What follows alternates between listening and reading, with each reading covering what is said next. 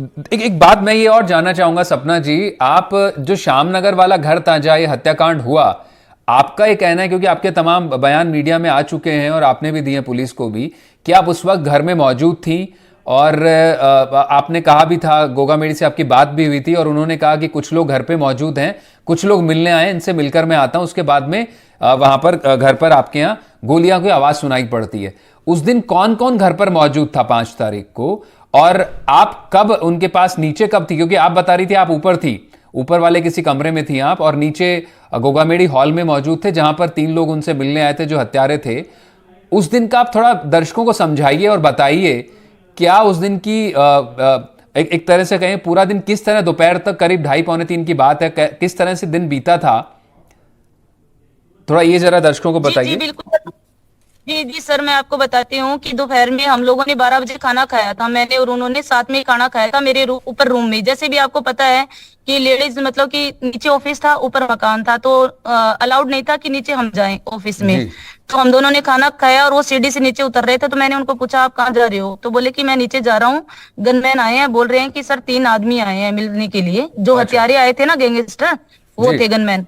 तो फिर वो बोले कि नीचे आए हैं उनसे मिलने के लिए, तो मैं मिल के आता हूँ, अभी आता हूँ 2 मिनट में। मैंने कहा ठीक है। तो वो बैठ जाते हैं उनके पास, जो आए थे ना शूटर आए थे, उनके पास बैठ गए थे ऑफिस में।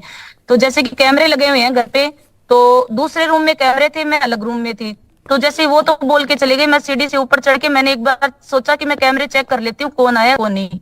मैंने कैमरे चेक किए सर, तो उसमें जो एक बंदा आया था जिसकी वही मौके पे मौत हो गई थी, तो उस आदमी ने इनसे बात करवाई थी फोन पे। तो वो मैं देख के आ गई, मैंने सोचा सब कुछ सही है, तो मैं मेरे रूम में चली गई थी। मेरे रूम में जाके मैं, मेरी आदत थी कि मैं रूम अंदर से लॉक कर लेती थी, क्योंकि नीचे इतने लोग आते थे गेस्ट मिलने वाले इनसे, तो मैं मेरा रूम खुला नहीं रखती थी। मैंने रूम की कुंडी लगाई और बैठ गई। अचानक से सर पटाखों की सी आवाज आई, क्योंकि मेरी कभी गोलियों की आवाज मेरी क्या किसी किसी की भी नहीं सुनी हुई होगी। ये तो है नहीं कि हर कोई आदमी ऐसी आवाज में ऐसे माहौल में रहता है। मेरे को लगा कि पटाखों की आवाज आ रही है, मैं समझ ही नहीं पाई। फिर मैंने सोचा कि पड़ोस में मौत हो रखी है, तो पटाखे कौन जला रहा है, क्योंकि पड़ोस में तो मौत हो रखी है और लोग पटाखे जला रहे हैं, तो अच्छी बात नहीं है। मैंने गेट खोला और मैं सीढ़ी से जैसे ही नीचे उतरी, तो सामने हमारे जो काम करता था सर्वेंट, जो 24 घंटे घर पे रहता था, आज वो लगभग 6 महीने से हमारे घर पे ही है सर्वेंट। तो उसने बताया भाभी जी नीचे गोलियां चल रही है और भाई साहब पे गोलियां चल रही है। तो मैंने उस लड़के को उधर किया सर्वेंट को, और मैं नीचे जैसे ही गई तो वहां कोई नहीं था। सुखदेव जी को मैंने चेक किया, उनको, मेरे पति को। तो फिर मुझे लगा कि इनको हॉस्पिटल लेके जाना चाहिए। और पास में जो अजीत बन्ना, जो मतलब कि इनके साथ रहते थे, इनके दोस्त थे, उनपे भी गोलियां लगी थी। फिर बाहर स्कॉर्पियो खड़ी थी, मैं बाहर गई, मैंने लोगों से मदद मांगी।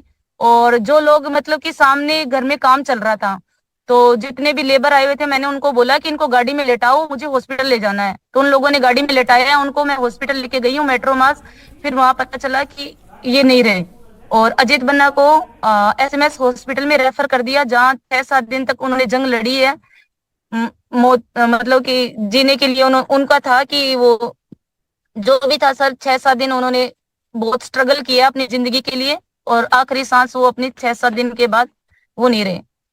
ऐसा हुआ सर उस दिन।